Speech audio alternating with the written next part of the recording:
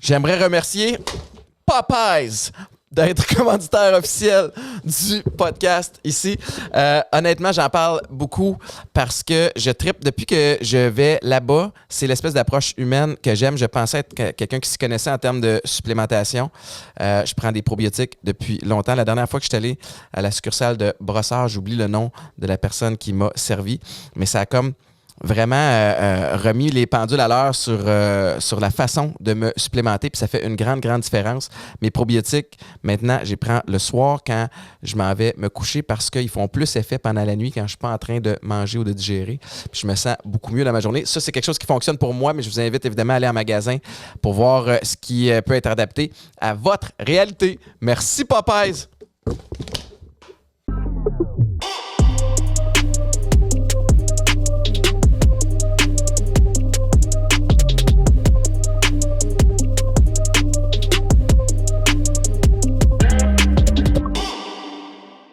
Bien le bonjour tout le monde, bienvenue à un autre épisode de Chiller chez Boulet. Très très content aujourd'hui de vous présenter mon invité dans quelques instants.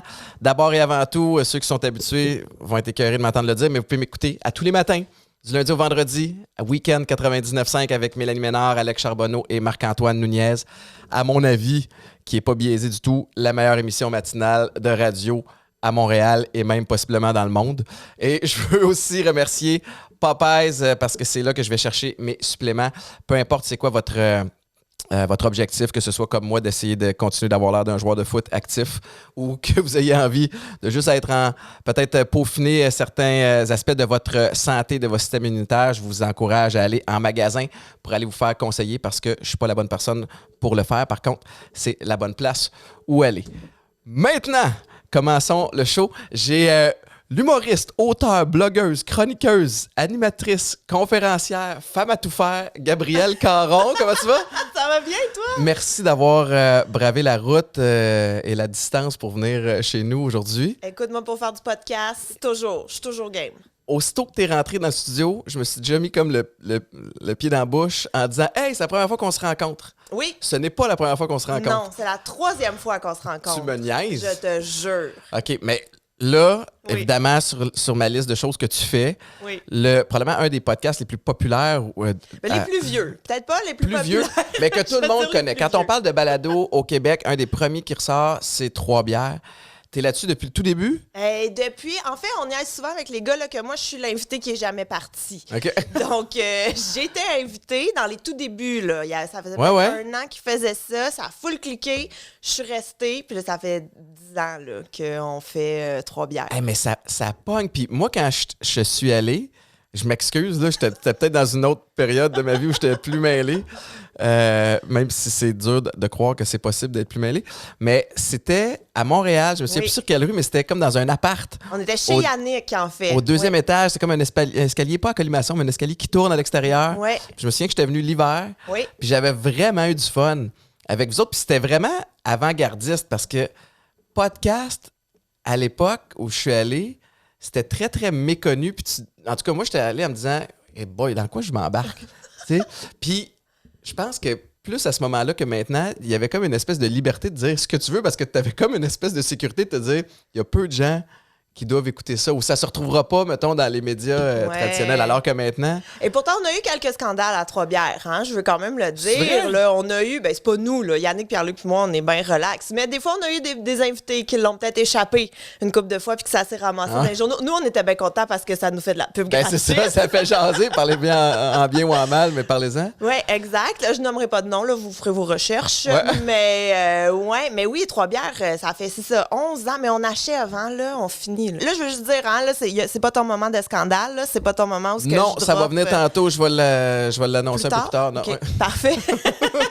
Mais non, mais on a décidé de finir parce que, tu sais, ça fait quand même 11 ans qu'on est ensemble. Ouais. Et puis, un moment donné, on n'a plus d'histoire à dire. On n'a plus rien à dire. On les a toutes vécues, on les a toutes racontées. Même en ayant un invité ou... Même en ayant un invité. Tu sais, oui, c'est sûr, ça ramène des trucs nouveaux, mais on trouve qu'un moment donné, on se répète peut-être un petit peu. Puis la différence aussi, c'est que maintenant, au début, là, Trois-Bières, on était pratiquement les seuls. On n'était pas beaucoup. Là, il y a tellement d'offres que, tu sais, on se dit peut-être qu'on a tracé le chemin, mais que là, c'est le temps de passer le flambeau. Et aussi, tu le sais, un balado, ça demande du temps, ça demande de l'investissement.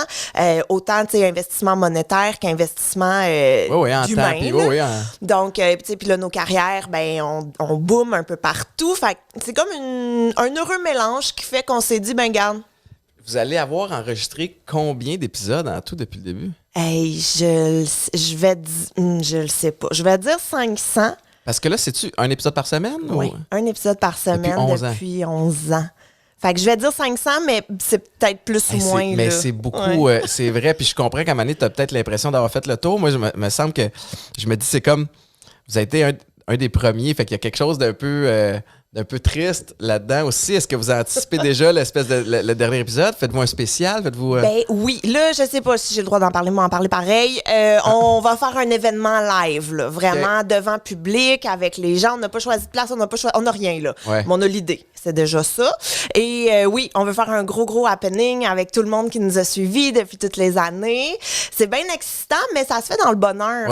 C'est pas comme si quelqu'un au-dessus de nous, un producteur, avait ce rap-là, ni rien. Non, ça vient de vous autres. Oui, vraiment. Effectivement. Puis là, vous allez chacun partir vos carrières solo ou pas partir, parce que toi, c'est déjà le cas. Là, mais je veux juste revenir. On s'est rencontrés sur le podcast Les Trois Bières. Ouais. Puis c'est quoi l'autre? On s'est rencontrés avant ça, OK? C'était... Hey, puis là, ça fait longtemps. Moi, ça me fait toujours peur, cette histoire-là, parce que à chaque fois, je me dis... J'étais dans quel état d'esprit quand on s'est croisés? Non, on était à Radio-Canada sur le plateau de Pénélope. Donc, Pénélope avait une émission estivale. Oui. Puis moi, je m'occupais de faire du stand-up avant pour le public là, qui attendait que l'émission animatrice de foule? C'est pas animatrice de foule, j'étais vraiment stand-up. Donc, j'étais humoriste pour... Le public là, qui venait. Et évidemment, j'étais dans les loges avec les artistes avant et on s'est croisés. Fait qu'on jase un petit peu, allô, ça va et tout. Puis t'étais très gentil, là. Il n'y a pas eu de rien de déplacé ni rien. Et moi, je suis partie de Radio-Can en étant complètement starstruck parce que je pensais que t'étais Georges Saint-Pierre. C'est bien drôle. Puis tu m'as-tu appelé Georges ou pas? Non, mais parce que, tu sais, je savais comme pas si tu parlais français. Je savais tu savais pas comment m'approcher? Hey, c'est vraiment drôle. Mais... Ouais, j'étais sûre que t'étais Georges Saint-Pierre. J'étais comme, oh, je sais, puis je racontais ça à mon chum après, tu sais. Puis mon chum qui était comme, ouais, non, c'est ça, là. Puis j'étais comme, OK, mais il était, non, mais c'est cool, il joue au foot, puis tout, parce que mon chum est un grand fan de football. Fait que lui, il était comme, non, mais c'est quasiment plus hot, tu sais, parce que bon, puis moi, j'étais genre, oh, puis là, je repassais ma soirée, puis j'étais comme, je pense que j'ai pas fait de faux pas, là. Non, ben en tout cas, pas que je me souviens. Parfait. Mais sache, ça peut te rassurer que t'es pas la première. C'est vrai? Et t'es pas la seule. Ça m'est arrivé vraiment souvent, même que des fois, j'ai essayé d'utiliser ça. Puis? Hey, je l'ai compté, je l'ai déjà compté à week-end, mais je vais la raconter, mais je gagne la Coupe Grey en 2012 avec Toronto. Mais 2012, je vais pas super bien. Fait après la Coupe Grey, je reviens à Montréal. Je consomme beaucoup, puis quand je te dis je vais pas bien, je me sens endormi à tout le monde en parle. Fait que on s'entend là, c'est comme j'étais rendu là dans mon état d'esprit. Oui, mais en même temps, des fois tout le monde en parle, on a le goût. Mais c'est juste que toi, quand t'es là, tu peux pas changer de poste. Non, c'est ça. Je suis comme assis là. Ouais. Puis je sors un soir, on doit être au mois de décembre 2012, ça doit faire une semaine ou deux que j'ai gagné, puis je suis encore ça dérape. Je sors au Misto à Montréal. Je suis arraché. Tu sais, comme. Puis je sais qu'il y a des gens qui écoutent, puis quand je raconte ces histoires-là, qui font comme, hey, mais heureusement, vous m'avez jamais vu dans cet état-là. Tu sais, puis moi, j'étais pas un mean drunk, j'étais un festif drunk, qui est comme, je veux juste que tout le monde soit heureux, mais je veux jamais que ça finisse. Fait que quand les gens vont se coucher, je suis comme, mais pourquoi on va se coucher? Trouvons un autre endroit.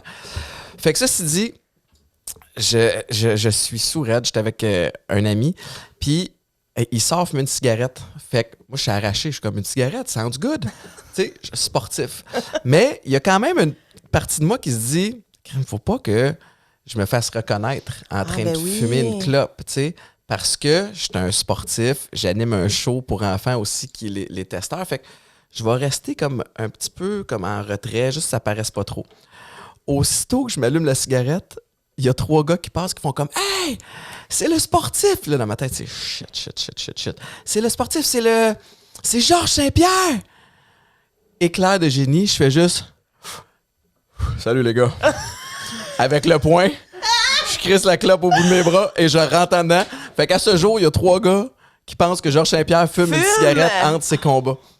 Fait que, mais c'est parfait. C'est parfait. J'adore ça. Mais deux gars blancs, tête rasée, mâchoire carrée. Ben, tu sais, c'est ça. Puis moi, j'y crois, là. J'y crois. Absolument. Si m'avait dit aujourd'hui, si ma gérante m'avait dit chiller chez Boulay, mais c'est Georges Saint-Pierre qui anime, j'aurais fait oui, parfait, pas de problème. Ni connu.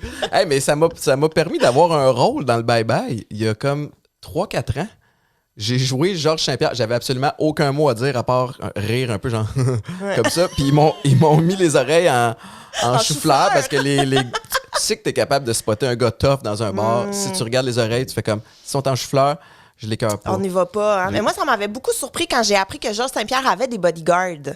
Ouais. Parce que moi, j'étais comme, il n'y a pas besoin, il peut se battre avec tout le monde. Puis là, on Ouais. m'expliquait que justement, c'est ça le problème. Là. Il peut pas, il n'a pas le droit. Puis à chaque fois, puis je suis pas Georges, mais tu sais, juste le fait de jouer au foot, d'un sport qui est violent, qui est agressif, d'un bar, quand on sortait, t'avais toujours du monde qui essayait de te tester.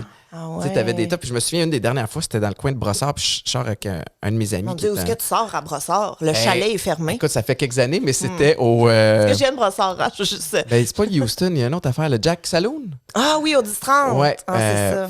Moi, je viens de Brossard. Puis, vrai? oui, mais je sortais là quand j'étais plus jeune. Fait que, tu sais, ben, je sortais. Grand mot, là, parce qu'à Brossard, avant, il y avait le Cheers, le chalet, puis le Fuzzy aussi. Mais je suis jamais allée au Fuzzy. Le Cheers. Le Cheers, oui. C'était quoi le Cheers? Ça sonne comme un autre fuzzy, genre. Oui, mais c'était lousse en maudit. Là, je pense que je suis déjà allée là à 14 ans. Ah là. ouais? Mais je peux le dire parce que c'est fermé. T'as quel âge, là? J'ai 36. Ah, OK, mais Ouais. j'ai 38, t'es correct. Mais oui, effectivement, c'était l'époque des fausses cartes. Là, Oui, mais non, il n'y avait même pas de fausse carte. Tu rentrais là. Puis c'est d'ailleurs au Cheers qui m'est arrivé une des pires dragues de toute ma vie. Au grand complet, je sortais là avec ma meilleure amie. Ça, c'était quand on était paresseuse. Tu sais, t'as pas le goût d'aller revirer au centre-ville pour aller veiller. Fait que t'allais au Cheers. Et il y avait deux gars qui étaient là. Puis là, placote, on a du fun, puis tout. Fait qu'ils nous offrent un verre. Puis on est comme, ben parfait, pas de problème, ça va être cool. Mais ce qu'on n'avait pas compris, c'est qu'il fallait qu'on paye notre verre. Tu comprends? Ils vous offrent un verre à payer. Oui, fait que exact. vous avez accès à l'alcool. Oui, OK. c'est ça. Fait qu'il a fallu qu'on paye un verre qu'on s'est fait offrir. On n'est pas Wow. resté. On est parti. Ça n'a pas fonctionné avec ces gars-là, hein? Là, maintenant, t'habites à Montréal. Ouais. T'as une petite famille. Ouais. Raconte-moi cette dynamique-là. Oh mon Dieu, mais par où commencer? Je veux dire, j'ai 2 enfants Ouais. qui ont 4 et 7 ans. OK. Et j'ai un conjoint aussi, qu'on est tous la même unité familiale. Puis ça va. C'est le fun. Ben, tu sais, je sais par où tu commences en parlant de Ben non, mais je me demandais. parentalité. Ben, en fait, je pense que où je voulais aller, là, c'était qu'on sort quand même d'une pandémie mondiale qui nous a forcé, et particulièrement les humoristes, à être un petit peu plus à la maison, à gérer 2 enfants, Ouais. aussi dans une résidence. Comment Ouais. ça s'est passé, cette... Ben, moi, je tiens à remercier ma voisine d'en haut qui a été absolument gentille et patiente avec nous parce que, tu sais, mes enfants étaient jeunes en plus, là. 4 et... mon plus vieux était même pas à l'école encore. Fait qu'il avait 5 ans tout juste, là. Fait que ça criait beaucoup chez nous. Tu sais, ça criait. Ça, c'est celle d'en haut. Celle d'en bas, Non, c'est moi qui étais au OK, rez-de-chaussée. parfait. Fait que C'est peut-être mieux de même. Mais ma voisine d'en haut qui a été d'une patience d'ange, là, parce que mes enfants, tu sais, ça crie, ça court, ça frappe des murs, ça se pitche des murs. Ils ont de l'énergie à n'en plus finir, Ouais. là. Puis c'est correct, tu sais, je veux pas non plus les empêcher de vivre, mais on vit quand même en communauté. Fait que ma voisine qui a été très patiente, je pense que c'est ça que je ressors de ma pandémie. J'ai une excellente voisine. Puis on la salue. Puis là, maintenant qu'on a commencé à déconfiner, tu sais, écoute, j'ai des notes ici, t'as plein de projets. T'as l'air un petit peu, en fait, je m'identifie un peu à toi, là, où, tu sais, comme t'as tellement l'air à triper que tu touches à tout. Ouais. Sur quoi tu te concentres particulièrement présentement? Hey, écoute, mais c'est drôle que tu ouvres cette porte-là, hein, parce que moi, vraiment longtemps, quand j'ai commencé en humour, il y avait comme ce besoin de se caser. Ouais. Tu sais, dans le sens de, c'est quoi ton genre, c'est quoi ton style, tu fais du stand-up, tu fais des personnages, t'es-tu sur le web, tu sais, comme... Ça prenait une niche, là, tu sais. Ouais, c'est ça. Alors que moi, je réalise en vieillissant mais je suis un peu toute. Tu sais, je fais du stand-up, j'adore le balado. Là. Le balado, c'est un médium qui est très cher à mon cœur puis que je trouve qui donne une liberté absolument incroyable. J'aime écrire, j'aime créer. Fait que, tu sais, c'est comme une mouvance dans tout ce qui existe. Mais mettons... Vas-y, non, mais t'avais une c'est question? ça. Non, mais je me demandais, c'est ça, parmi tout ça, s'il y en a qui... Ben, je t'avoue que là, le balado, en ce moment, là, c'est vraiment, vraiment, vraiment le balado. Fait que j'ai Trois Bières qui est sur sa fin, mais qui m'a amené ailleurs. Donc, j'ai mon balado, j'ai fait un humain qui est sublime. Là. C'est quand, ça? Écoute, ça, c'était mon projet de pandémie. Okay. Pour rester saine d'esprit, j'avais besoin d'un objectif. J'avais besoin de créer quelque chose. Et j'ai fait un humain, c'était dans ma tête depuis vraiment longtemps. Mais tu sais, toujours dans le bas de ma liste parce que j'ai pas le temps. J'ai pas le temps, j'ai pas d'argent, j'ai pas de financement. Tu sais, en bas de la liste, mais toujours présent. Puis là, en pandémie, j'en ai du temps. J'ai pas plus d'argent, mais j'ai du temps.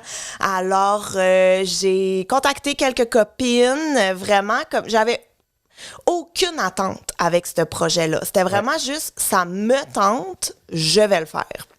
Et puis, j'ai contacté, c'est ça, quelques copines. Puis dans le fond, le concept du balado, c'est vraiment des mamans qui me racontent leur accouchement. OK. Mais... L'accouchement, là. De ta première contraction à ton bébé est sorti puis ils l'ont mis sur toi, là. C'est ça que je veux.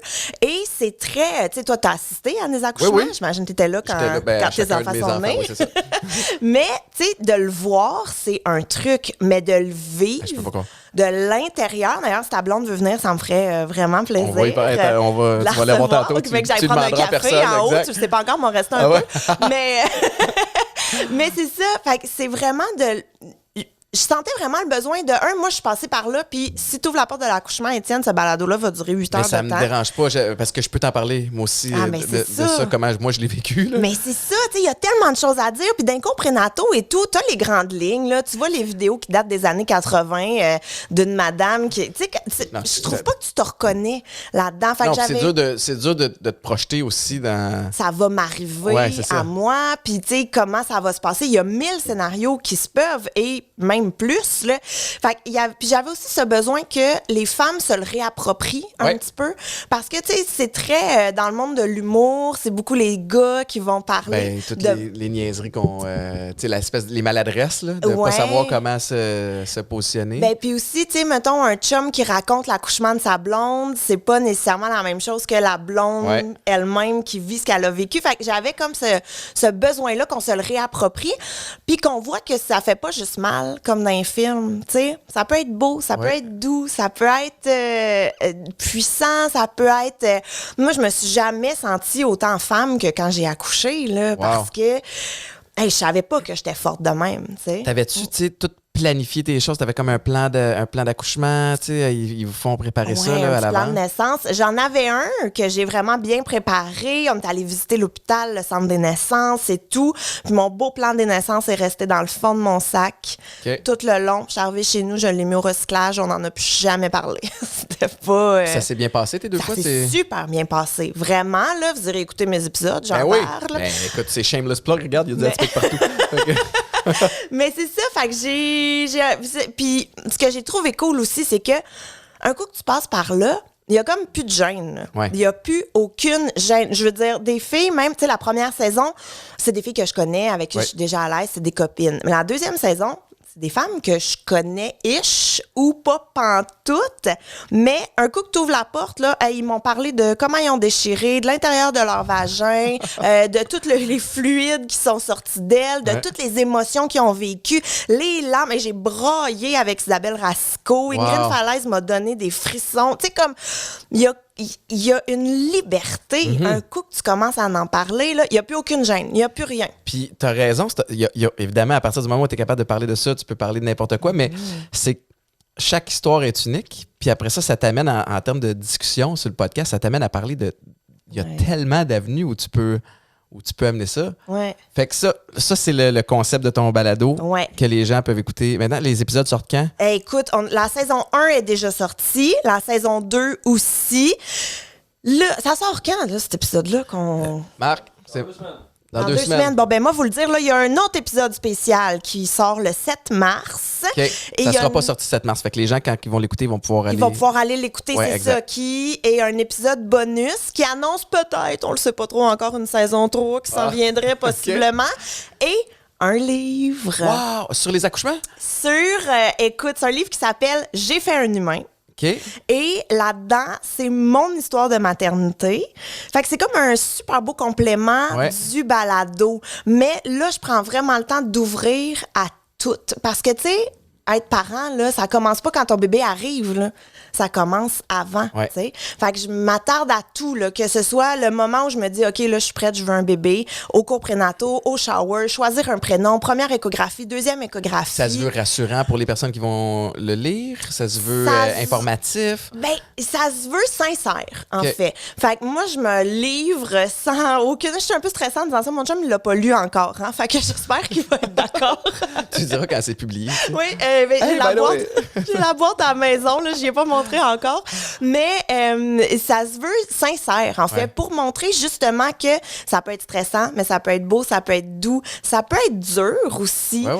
Fait que c'est ça, je parle vraiment du début, aller jusqu'à la première année de mon plus vieux. Fait que tu sais, le retour à la maison, le postpartum qui, dans mon cas, a été excessivement difficile. Ah ouais, hein? Ah ouais, vraiment. Mais pourtant, depuis tantôt, tu parles tellement avec des étincelles dans les yeux, fait que malgré ça, tu étais capable de regarder en arrière et te dire c'est extraordinaire? Ou?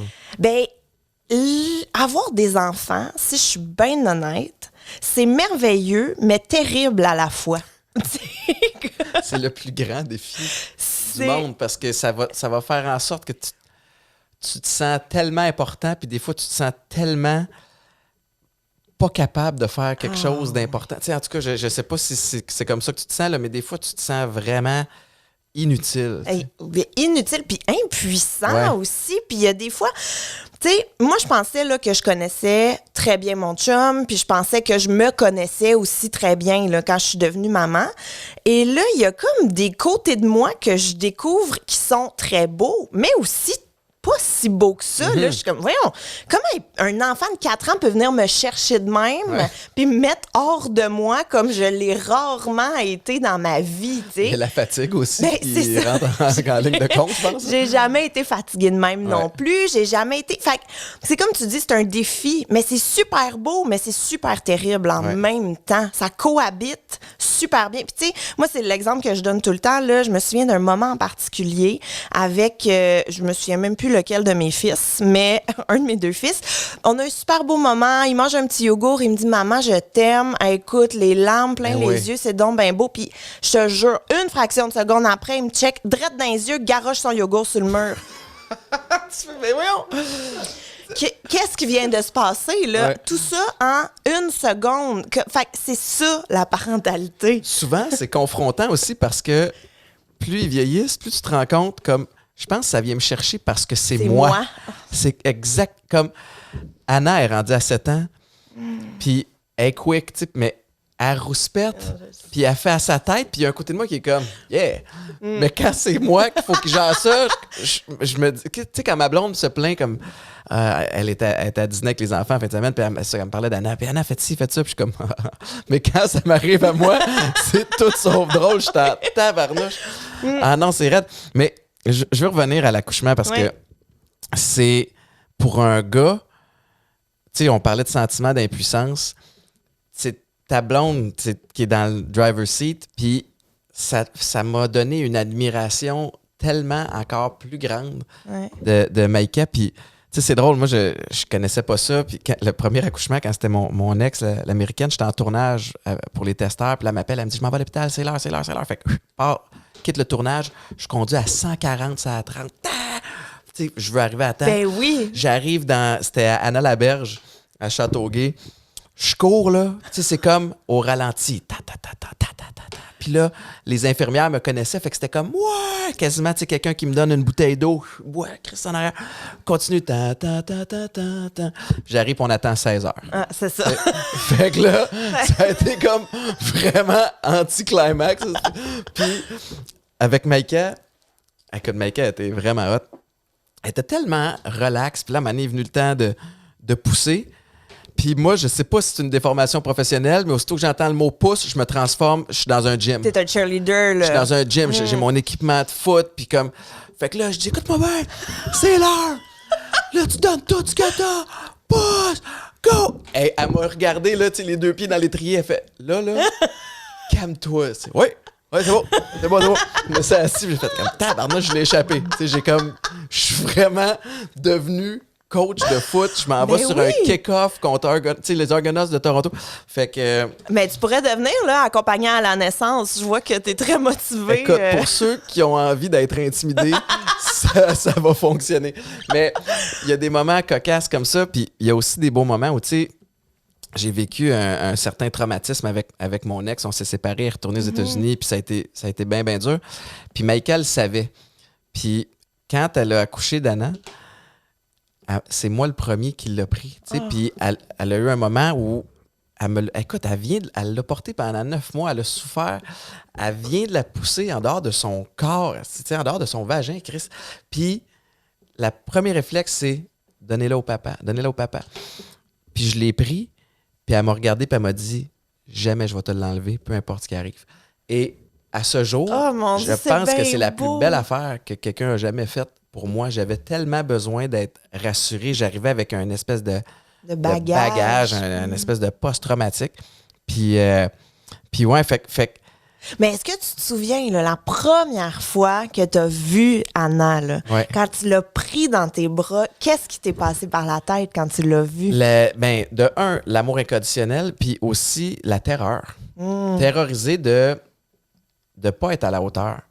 Tu sais, parce que tu mets au monde un enfant.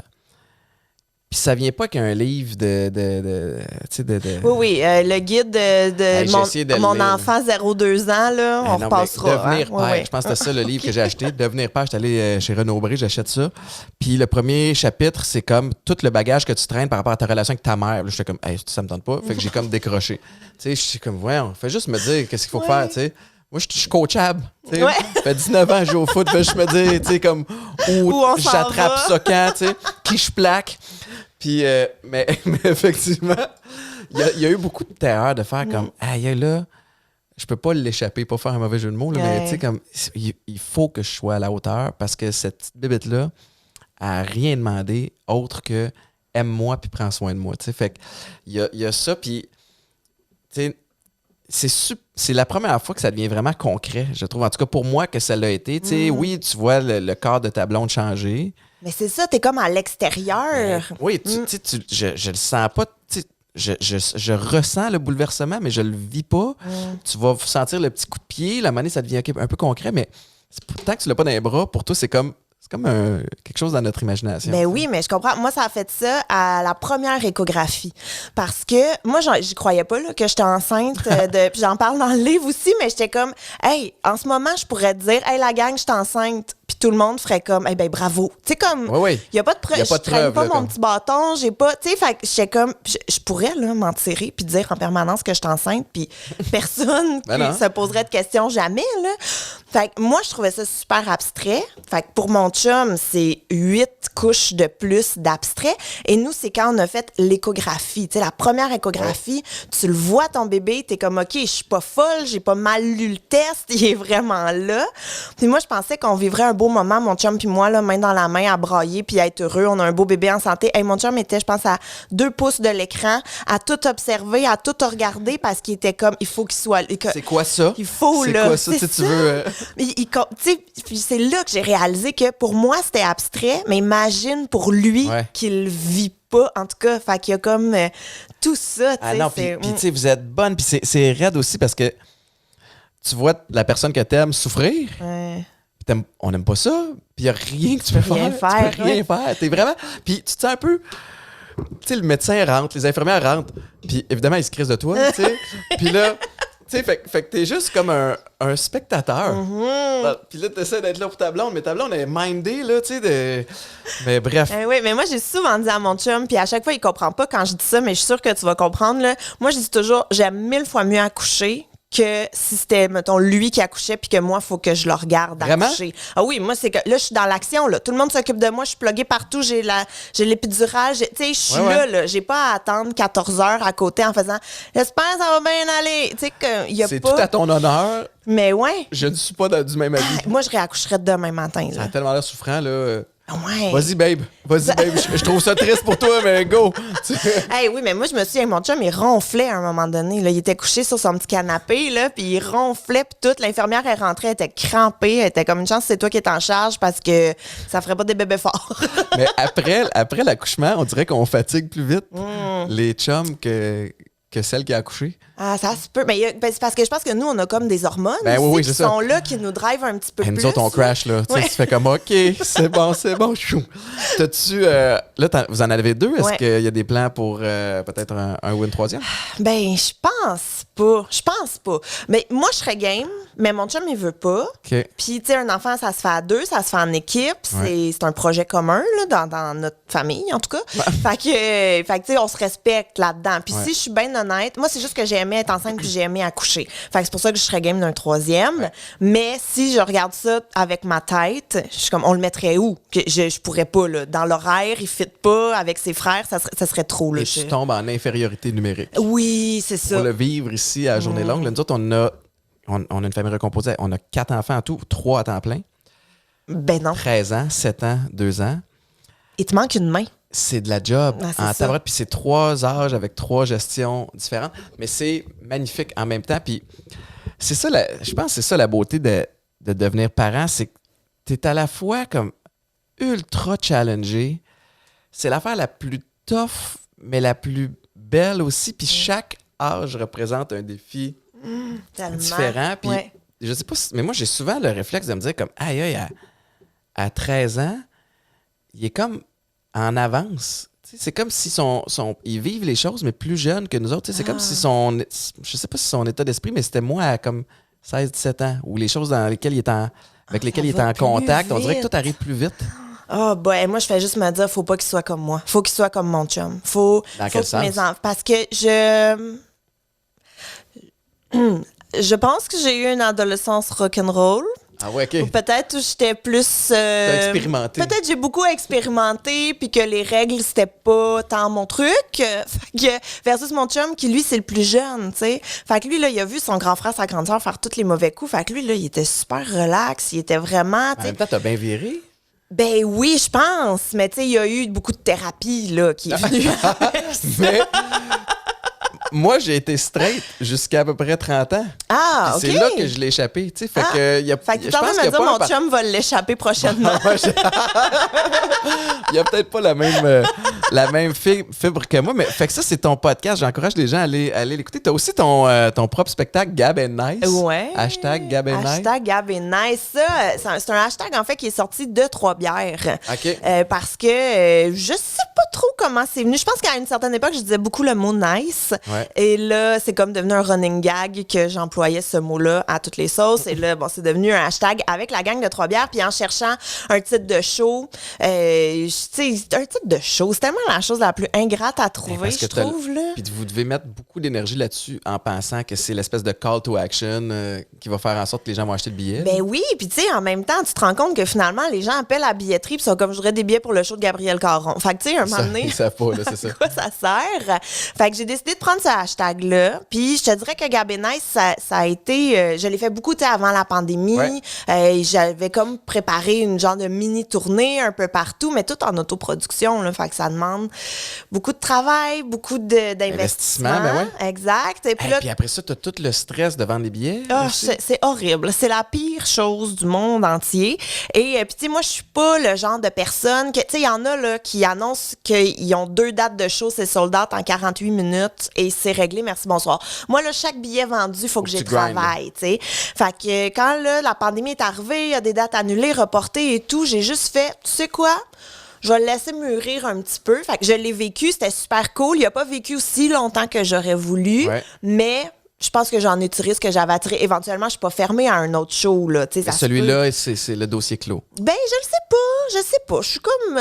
j'y ai pas pensé encore. J'ai pas eu le temps de penser. Es-tu quelqu'un qui est bien stratégique, dans le sens où, dans ta gestion de carrière? Parce que, tu sais, on parle de show, évidemment. Tout ce qui est scène est de plus en plus incertain. Ça repart.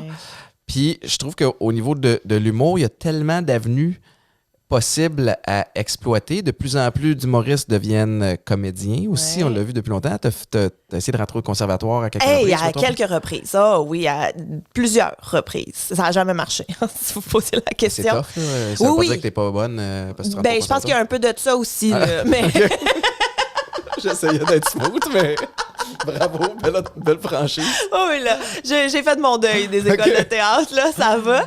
Mais ouais, mais en fait, c'est ça, je pense pas tant que je suis stratégique, je pense que je suis impulsive. OK. C'est plus ça. Fait que, tu sais, je vois quelque chose, ça m'intéresse, je vais m'essayer. Ça marche, tant mieux. Ça marche pas, tant pis. Fait que, comme, quand j'ai une idée, il faut que j'aille au bout de mon idée. Des fois, ça marche, des fois, ça marche pas, mais au moins, je l'ai comme sorti Ouais. de mon système. Puis ça, je sais que des fois que, tu sais, mettons, ma gérante, elle, peut-être, t'es sûre, là, c'est un bon move. Puis je suis comme, je le sais pas, mais il faut que je l'essaye. Ouais. Fait que, des fois, il faut qu'on me ramène aussi. Mais c'est là. bien d'essayer. Tu sais, moi, j'ai eu un peu cette attitude-là aussi, où, particulièrement en transition de carrière, tu sais, je regarde ton CV, là, tu sais, t'as été chroniqueuse à Sucré Salé, Code F, Salut, bonjour, Week-end. T'as touché à plein d'affaires. Ouais. Moi, c'est à travers ça que je découvre ce que j'aime et ce que j'aime pas. C'est du essai-erreur. Puis si t'essaies pas, tu le sais sauras pas. pas. Fait que y a-tu des choses là-dedans? Tu sais, t'as découvert des trucs que t'aimais? Ouais. T'as découvert des choses que t'aimais moins? Ou? Ben, pas pour l'instant. Ça va. Je sais pas. Mais non, en fait, je pense pas. Parce que j'ai tout essayé. Des fois, c'est. Non, je pense pas.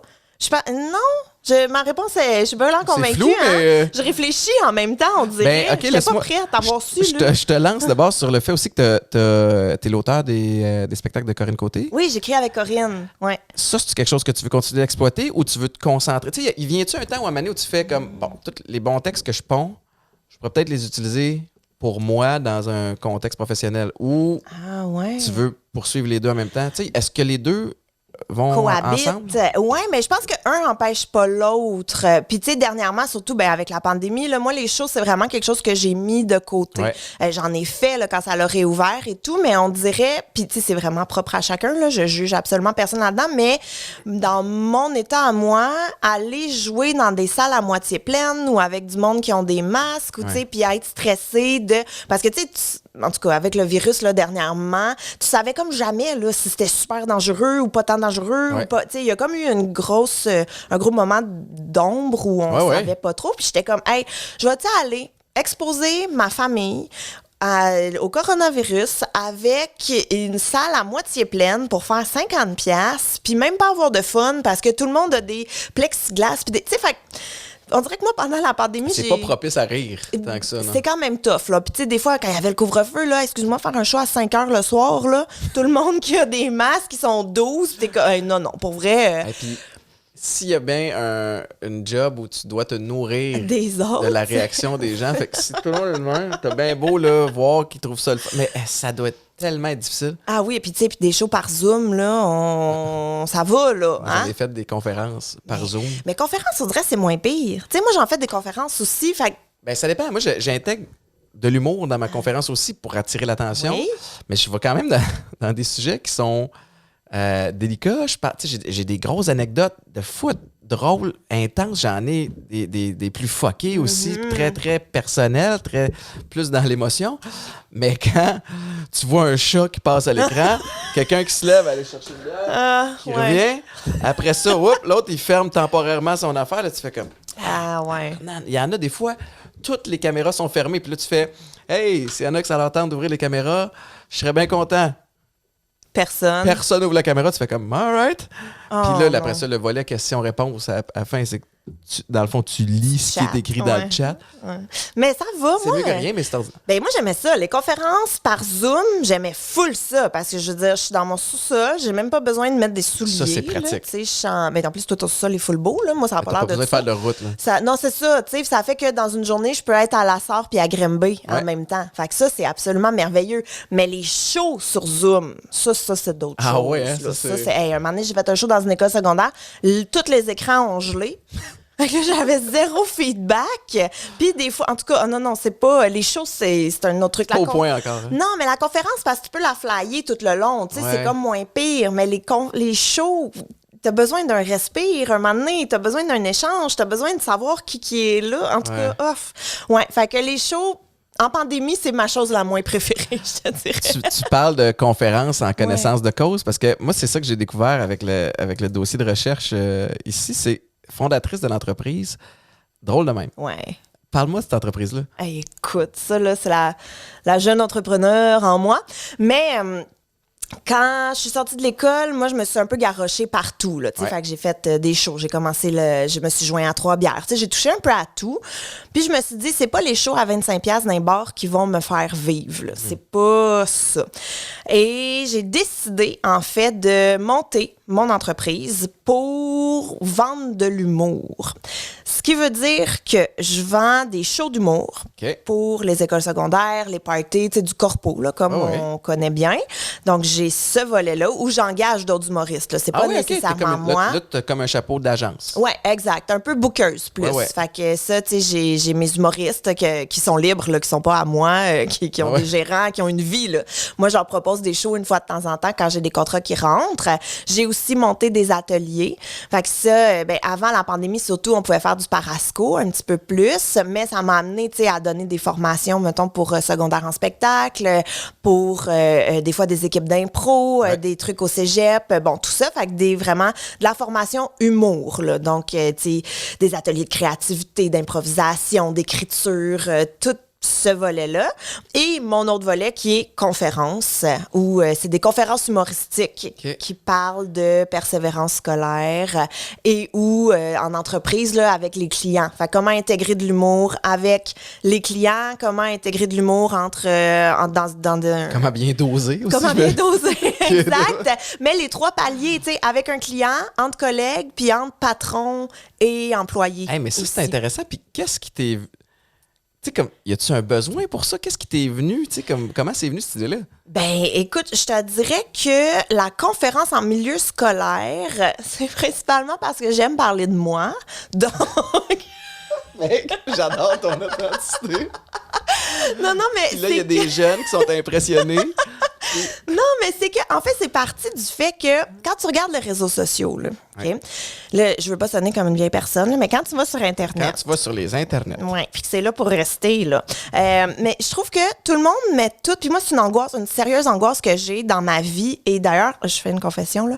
En pandémie, j'ai arrêté de suivre full de mes collègues humoristes parce que ça m'angoissait au plus haut point. Genre que faut que je mette du contenu moi aussi? Ben oui, puis tu sais, genre moi, je suis chez nous, tout est fermé, je viens de perdre tous mes contrats, j'ai mes enfants à gérer, j'ai pas la tête à faire de la création. Puis là, tu vas sur Internet, puis t'es comme, hey, beau tournage, hey, j'ai une idée, hey, j'ai ci, hey, j'étais avec telle personne, hey, Hey, moi, c'était anxiogène au maximum. Fait que là, j'ai arrêté de suivre ou j'ai mis en sourdine des gens. C'est rien de personnel, là. C'est vraiment juste... J'étais pas capable de gérer ma jalousie puis mon envie puis le stress que ça me causait. Fait que je me suis abonnée, là, à full de comptes de gâteaux, là.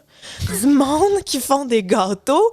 Des gens qui cuisent des gâteaux au ralenti. T'as plus de contrôle, là? T'es plus... Ben, ça me relaxe. Parce que je suis pas en compétition avec eux. Moi, je cuisine pas. Fait que je trouve que juste que ça a l'air délicieux puis ça me calme énormément. Hey, mais c'est bon parce que t'as raison que aussitôt la pandémie est arrivée, particulièrement du côté des humoristes, ça s'est parti des balados, ça s'est parti des lives. Puis là, c'était saturé. À un moment donné, c'était rendu la joke, c'est que... sais, aussitôt que tu arrivais sur Instagram, si tu voulais aller voir une story, t'étais amené dans un live, un tel avec un tel, une telle. Là, à un moment donné, c'était comme à tous les soirs, tu avais l'embarras du choix. Puis je peux comprendre qu'en tant qu'humoriste, tu fais comme hey, comment je vais faire pour tirer? J'ai déjà comme mes shows sont arrêtés, tout est incertain. Puis là, en plus, il faut que j'aille me battre pour un peu d'attention des gens, c'est lourd. Ah ouais, non, c'était rough. Fait que ça, puis je trouvais aussi qu'on voit comme juste le côté doré. Tu sais, jamais, là, tu vas me voir sur Instagram en train de faire hey, « je viens de me planter en show ce soir. » Tu sais, comme... Ouais, c'est ça.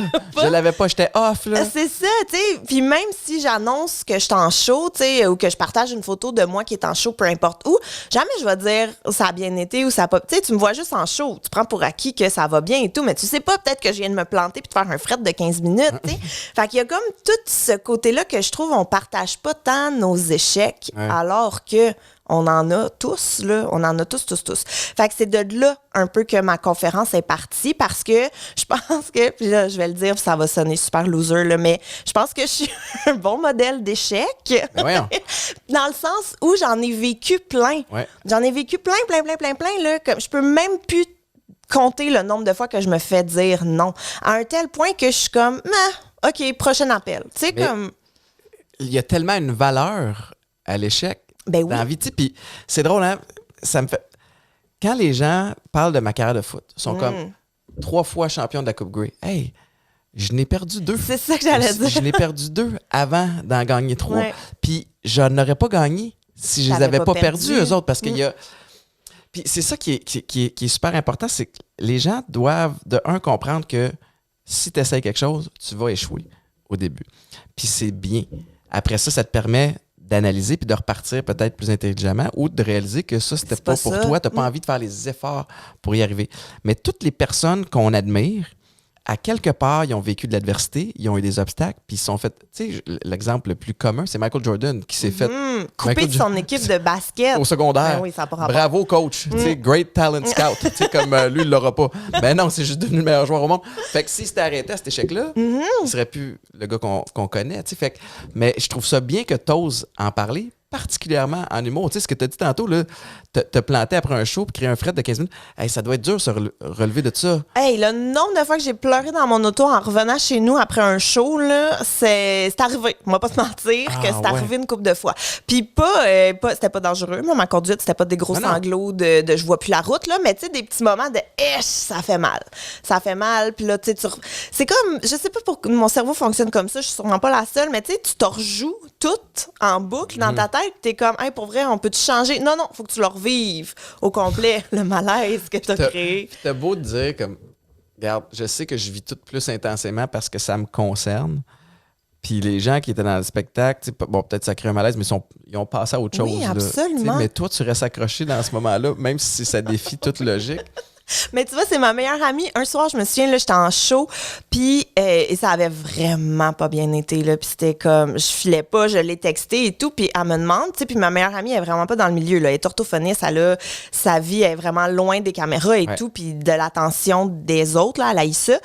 Fait que j'ai texte, ça a vraiment pas bien été, puis elle me demande, t'es en show où? Puis je nomme la ville, je me souviens plus, là, mais c'était pas très gros, tu sais, c'était une salle peut-être de 50, 75 personnes, gros max, puis elle me dit, Gab, 75 personnes, on s'en fout, là. C'est quoi dans une vie? Puis j'étais comme, oui, voilà. Tu sais, on relativise. Là. C'est 75 personnes, 10 minutes. Ça va aller, là. Est-ce que ça peut venir du fait que, tu sais, au Québec, il y a beaucoup de pression sur les humoristes. Vous êtes probablement le star system le plus populaire, tu sais, la sphère la plus populaire dans le star system. En fait, tu sais, nos plus grandes vedettes, c'est des humoristes.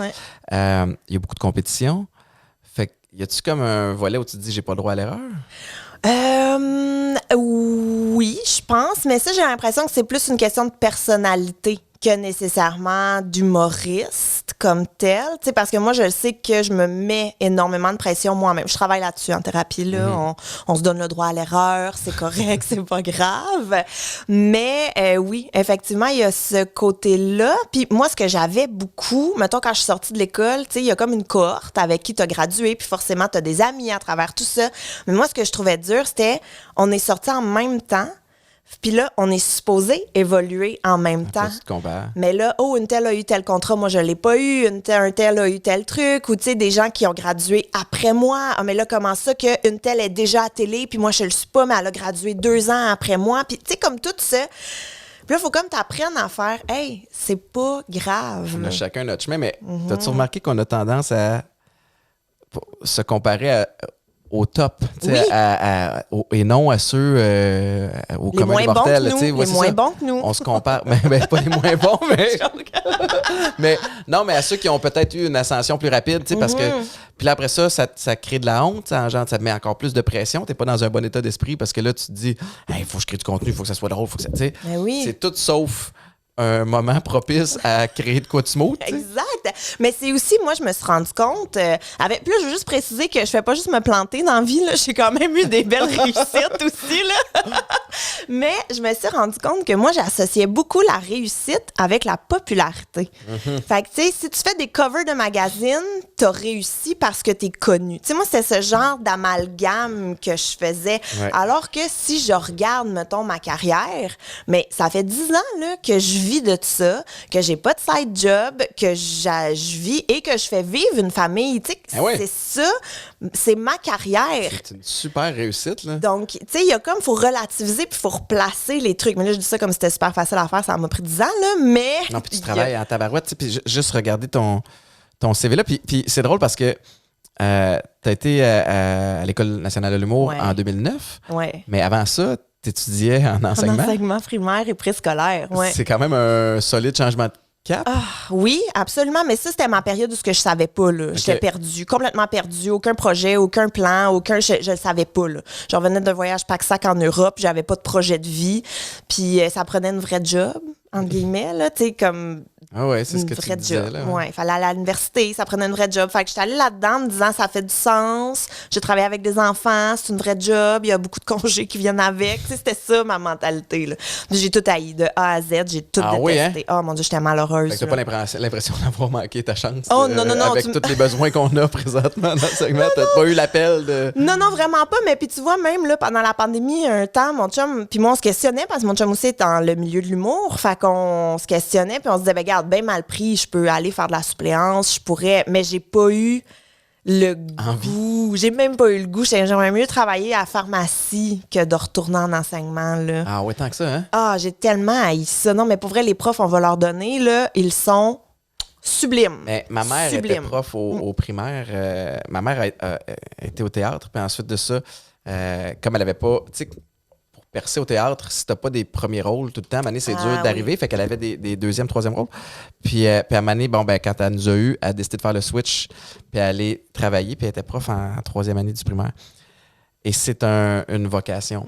C'est vraiment un dévouement. Tu ramènes la job à la maison, puis tu sais, t'as beau avoir, oui, t'as des belles conditions l'été, mais tu sais, quand la cloche sonne, t'as encore des choses à faire. Ben oui, puis moi, je vois, mettons, là, mon fils est en première année. Il a eu sa prof de maternelle puis sa prof actuelle de première année.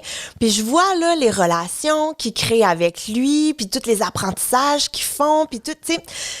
C'est tellement beau, puis c'est tellement demandant. Puis moi, j'ai pas cette patience, puis j'ai pas cette vocation-là. Mais celles qui l'ont, et ceux qui l'ont aussi, je trouve ça magnifique. Puis ils ont vraiment toute mon admiration parce que c'est un solide travail. Tu sais, apprendre, je veux dire, Claude, ben là, je veux pas la nommer, là, mais la prof de mon fils, elle y a appris à lire, pas, à chaque mot, tu sais, il y a une patience, il y a un dévouement. Tous tes élèves sont pas au même rythme, puis t'en as 25, 30 dans une classe. Moi, ce qui me fascine aussi, c'est de me dire...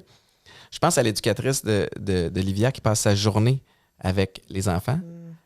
Puis après ça, quand les enfants quittent, elle a 16 enfants. Non, mais tu fais comme elle, à quel moment il n'y a pas d'enfants. Tu es femme, puis tu prends juste soin de toi. C'est comme, moi, j'ai besoin de ça. Puis, tu sais, je t'ai posé la question tantôt, tu sais, ça t'a-tu dérangé de partir de Montréal pour venir jusqu'au studio ici? Tu sais, puis tu avais l'air d'aimer faire de la route. Moi, là, une des raisons pour laquelle j'aime faire de la route, c'est que ça me crée un buffer entre Étienne qui travaille puis là où je mets mon chapeau papa. Fait que j'ai comme une demi-heure, 45 minutes pour me minder à ce qui s'en vient parce que sinon, j'aurais de la difficulté, je pense. Ben moi aussi, là, moi j'adore faire de la route. Je te le disais, là, c'est le moment où je suis toute seule. Il y a personne qui me parle. Je peux mettre ma musique. Je peux écouter la radio sans être interrompue. Tu sais, il y a justement cette bulle qui me fait énormément de bien parce que le silence, hein, aussi, c'est quand même une valeur précieuse. En temps de pandémie, nous autres ici, on n'en a pas eu beaucoup. Mais c'est cet équilibre-là qui fait en sorte, après ça, moi, c'est dans l'auto aussi que je place mes idées. Tu sais, ou que je digère, tu sais, je décortique qu'est-ce qui s'est passé dans ma journée, puis je fais comme, oh, OK, il y a ça que j'ai pas adressé, ou il y a telle affaire, il y a telle idée. Moi, ça me vient en voiture, tu sais. Ah ouais? Il y a... t'écoutes-tu tes propres podcasts? Mes propres podcasts? Ouais, Ben non, t'es-tu malade? Ben non. Non, plus, je suis pas capable. Ben non, j'ai la pire voix. Je comprends pas les gens qui écoutent mon podcast. Je comprends pas. Ma voix me gosse Mais tellement. dans mes oreilles, ça va, là, Ça je va? t'assure. Oui, OK, oui. parfait. Mais je suis pas capable. Ben non, je peux pas. Ben non, je peux pas. Je peux pas. Juste d'y penser, j'ai des frissons. Non, j'écoute rien. Y a-tu d'autres projets? Tu sais que, écoute, j'ai l'impression qu'il y en a tellement. Hey, ben, ici, j'ai un autre mais- balado, par contre. Hein? Je peux t'en parler? Ben, tu parles de tout. Ben écoute, OK, j'ai un autre balado. Ça s'appelle Evelyne et Gabriel font un podcast. Je sais, J'adore le titre. c'est quand même assez... Mais on comprend tout de suite. C'est simple, hein? C'est ça. C'est quand même simple. Et là, ce qu'il faut savoir, c'est que Evelyne, c'est mon amie Evelyne Ferron, qui est une historienne dans la vie. Donc, elle est prof au cégep, elle est prof à l'université aussi. Elle a participé à Assassin's Creed Égypte, là. Je sais pas c'est quoi le... Pour bâtir une crédibilité, tu sais, pour Oui, aider c'est avec ça. Elle était consultante historique Wow. pour Assassin's Creed parce qu'elle est égyptologue. Là, Evelyne, j'espère que je dis la bonne affaire, là, mais en tout cas, elle est spécialisée de l'Égypte. Là. Et elle, c'est ça, elle est historienne. C'est sûr, tu l'as vu dans quelques émissions et Ok. trucs. Elle a les cheveux roses, elle rit tout le temps. C'est la meilleure historienne de toute la vie au grand complet. Première fois que je l'ai entendue à la radio, Evelyne Ferron, j'y ai écrit sur Facebook parce que moi, je suis ce genre de madame qui écrit quand j'aime ça. Bravo. Je fais ça. Je fais bonjour, c'est très bon.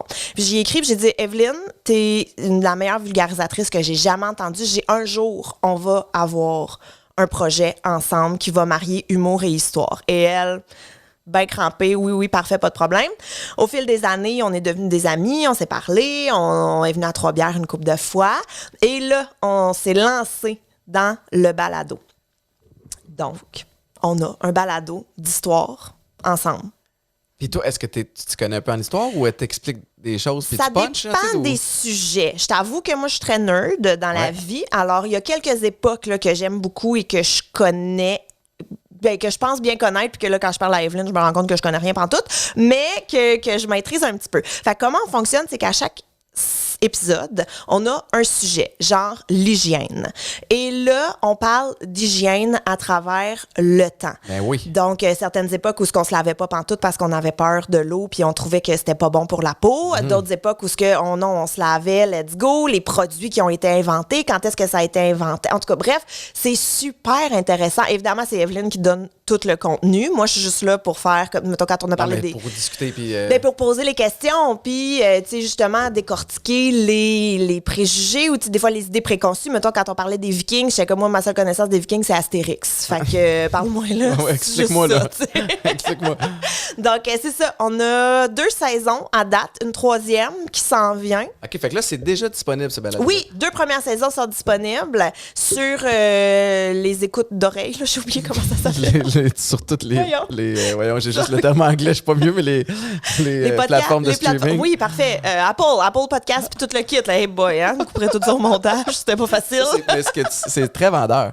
Oui, C'est pas- écoute, tu mettras ça dans ta promo. Tout le monde va capoter. Mais oui, puis la première saison est disponible aussi sur YouTube avec... on se filme pas là, quand on enregistre, mais il y a des visuels des fois quand on parle de François Ier. Mais là, une petite image de François Ier et tout. La 2e saison s'en vient sur YouTube Tu fais bientôt. tout seul, tu sais, ton montage puis Ouais. tes trucs? Ouais. Mais ça, c'est prenant en temps. Oui, absolument. Parce que là, 2 balados. Ouais. Tu sais, vraiment, tu te diriges là parce que c'est une plateforme que tu aimes Ouais. beaucoup. Est-ce que... Mais je veux juste dire, attends, je vais tout décortiquer.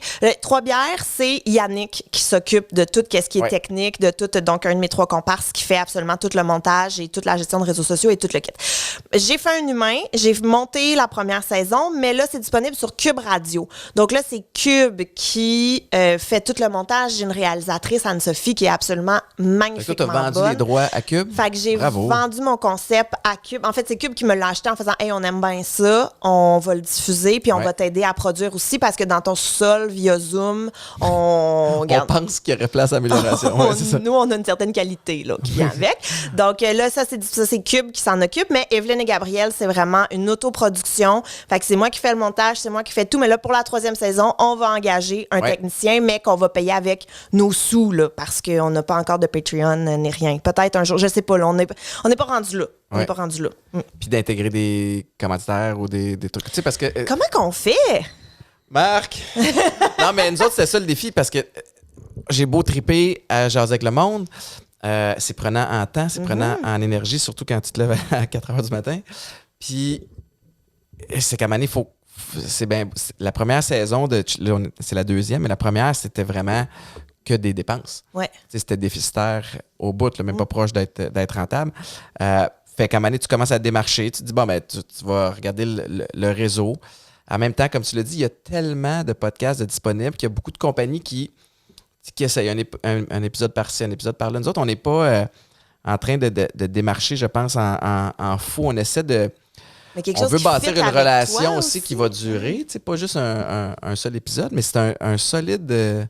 C'est tout un défi. Solide défi, là. Puis c'est aussi souvent, ils veulent voir tes chiffres, mais là, t'as pas nécessairement les bons chiffres ou t'as pas les... C'est ça, t'as pas les trucs ou puis tu sais tout dépend de c'est sûr que les chiffres de sous-écoute sont vraiment hot mais que mettons Evelyne puis moi on commence fait que c'est pas on n'a pas les mêmes il y a comme tout ça là puis les Patreons c'est une super belle alternative mais moi je me dis tout le temps tu vas pas non plus te prendre 14 Patreons par mois tu sais comme il y a tout ça là que je le sais je suis pas rendue là mais si jamais Popeyes vous voulez nous commanditer Popeyes, c'est le moment de vous impliquer avec un des deux podcasts. Mais ça peut être bon aussi d'avoir des suppléments quand t'accouches.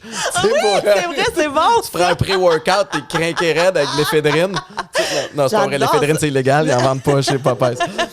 Hey, nous autres, je m'en vais sur l'éphédrine. C'est drôle, hein, les sujets qu'on a. Mais l'éphédrine était légale. Je sais pas c'est quoi. J'ai aucune idée de quoi on parle. L'éphédrine, c'est une espèce de pilule que tu pouvais prendre avant de t'entraîner. OK. Puis quand j'ai commencé à m'entraîner dans le temps que je me faisais de la musculation au centre Claude Robillard. Ah, c'est proche de chez nous, ça. C'est vrai? Un très beau centre sportif. Oui, très beau centre. Avec des gens douteux par moment là-dedans. Je sais pas si t'es déjà allé dans les espèces de bains contrastes qu'il y a dans c'était... Non. Non, tu voulais pas aller là. Non, je vais pas là. Mais tout ce qui est piscine publique, bain public, douche publique, ça me dégueule. J'étais à la même place que toi. Ça me dégueule. Et pourtant, dans les resorts, on dirait comme, il n'y a pas de trouble. Ouais. Mais quand même, ça me... Les piscines intérieures, il y a comme... non, mais je peux pas... Arc, excuse-moi. Un bain tourbillon avec d'autres humains que tu connais pas. Non. Mais même, je peux pas croire... Quand je suis au secondaire, j'allais à Antoine Brossard au secondaire, il y a une piscine intérieure.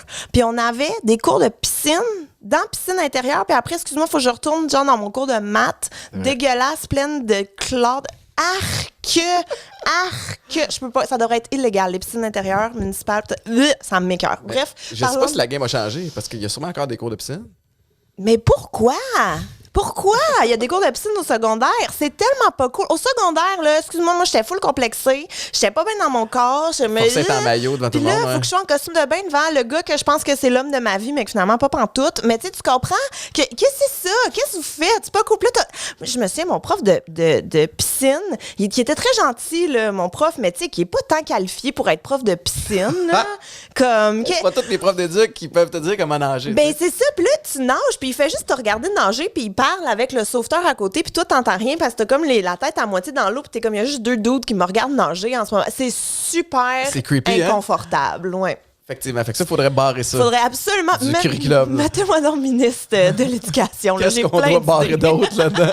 Qu'est-ce qu'il faut qu'on barre d'autre à l'école, tu penses? Hey, écoute, mais moi, je mettrais... Les cours d'éducation sexuelle, ça, je les barrerais pas, je les ferais plus présents aussi. Parce que là, en ce moment, c'est assez mollo, puis je pense qu'il faut quand même là, élargir puis en parler sur une base. Il y a la donne de la porn aussi, là, à cette heure, qui est tellement accessible à plein de gens, qui donne une espèce de fausse impression de ce qu'est la sexualité. Mais tu sais, voyons donc, c'est pas... Fait que c'est ça, moi je pense qu'il y aurait tout ça. Puis je mettrais un cours d'éthique d'ordinateur.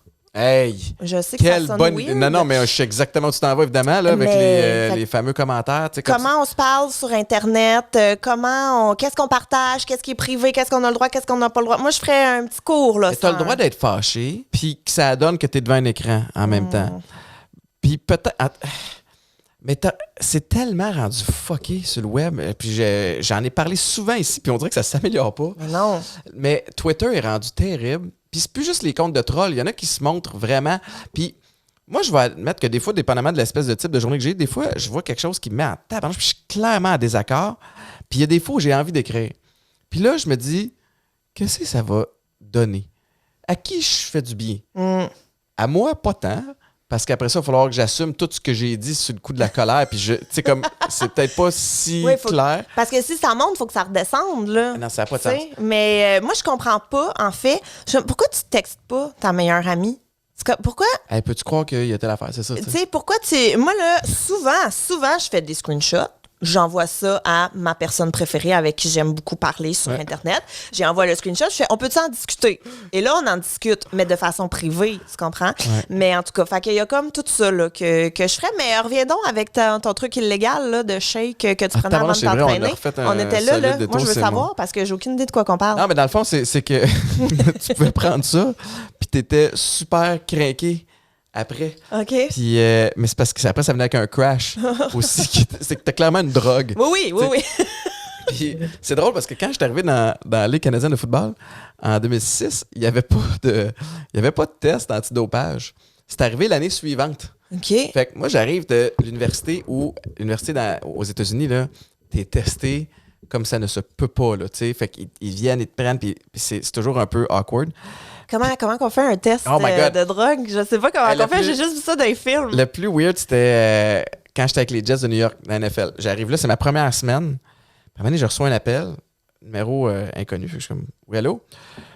Je me souviens plus des détails, mais allô, c'est une telle from the NFL Drug Testing Agency. Je suis comme, hi.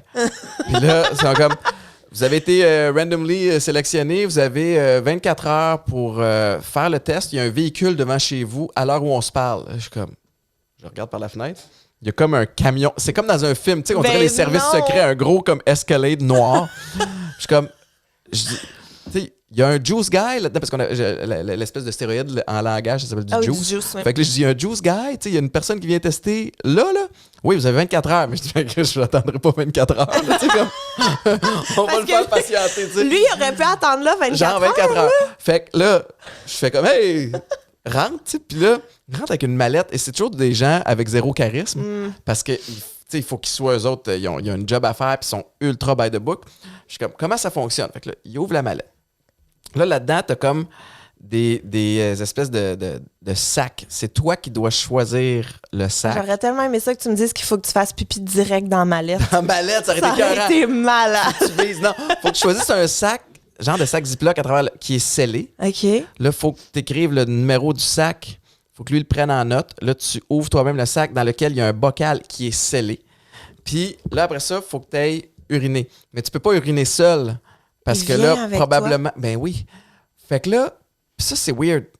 J'ai jamais vraiment comme littéralement pissé devant quelqu'un qui t'observe parce qu'il te regarde pas dans les yeux. Parce que tu peux pas être dos à lui, là, genre il te regarde Non, il direct doit le voir kikini, là. l'engin puis il doit voir le liquide qui sort de l'engin parce que je sais, mais en tout cas, probablement que par le passé, il y a eu des gens très créatifs qui ont essayé de... Mais tu vois, dans ma tête, je suis en train d'essayer de construire un faux pénis. Un là, faux genre. pénis? Ouais, c'est ça. Ça me semble complexe, là. Tu sais, j'imagine qu'il faut que le liquide soit chaud aussi, tu sais, ben comme oui. fait que ça te prend Fait comme que un tu micro-ondes que tu traînes, tu sais, comme... Un micro-ondes dans 2 la secondes, toilette. pip, pip, pip, pip, c'est pas ce que tu penses, tu lèves le son. Mais, fait que là, il te regarde. Non, c'est pas juste ça. Mais là, attends une minute, j'ai oublié la partie la plus importante. Tu dois enlever ton chandail. Fait que là, t'es torse nu, puis tu dois descendre tes pantalons, mais en bas des genoux.